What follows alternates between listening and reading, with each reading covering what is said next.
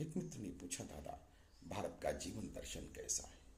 मैंने कहा, मित्र, भारत में मुख्यतः 4 वर्ग हैं, जो जाति के आधार पर नहीं, व्यक्ति विशेष की बुद्धिमत्ता के आधार पर हैं, जिन्हें यहाँ की रूढ़िवादिता, अंधविश्वास, झूठी परंपराओं और अज्ञानताओं के आधार पर बांटा गया है।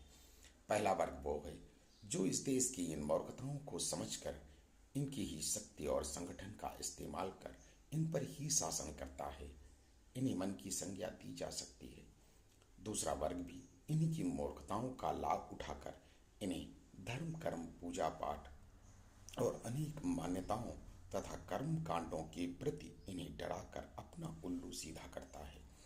और यह सब भेड़ चाल में एक दूसरे की देखा देखी उनके पीछे भागते रहते हैं। और इसी वर्ग में कुछ बड़े व्यापारी जो लुभावने विज्ञापनों के द्वारा इनकी मूर्खताओं का लाभ उठाते हैं। अब तीसरा वर्ग, जिनकी संख्या ना के बराबर है, या यूं कहिए कि है ही नहीं, क्योंकि उनके रूप में अनेक बहरूपी भी घूम रहे हैं, जिनमें भी इस देश के लोगों की अंधभक्ति और भेड़ चाल ही दोषी है, क्योंकि यहाँ की 80% आबादी अपने विवेक का इस्तेमाल ही नहीं करती।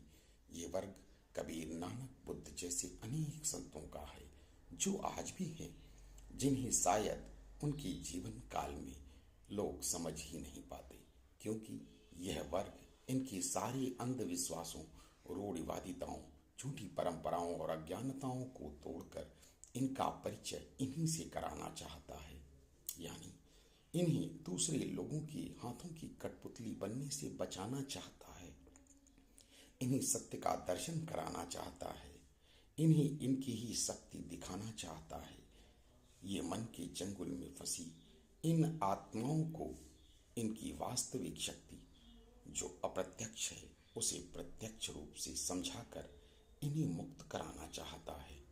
पर ये चौथे वर्ग की सभी जीवात्माएं ऊपर के 2 वर्गों और तीसरे वर्ग के पाखंड और बहरूपियों की चाल में, जिन्हें मन का माया जाल कह सकते हैं, ऐसी फंसी हैं कि इन्हें संसार की इस चमक दमक में ऐसे संत जो इनके बीच में ही परमात्मा का दिया हुआ आशीर्वाद होते हैं, उन्हें पहचान ही नहीं पाते।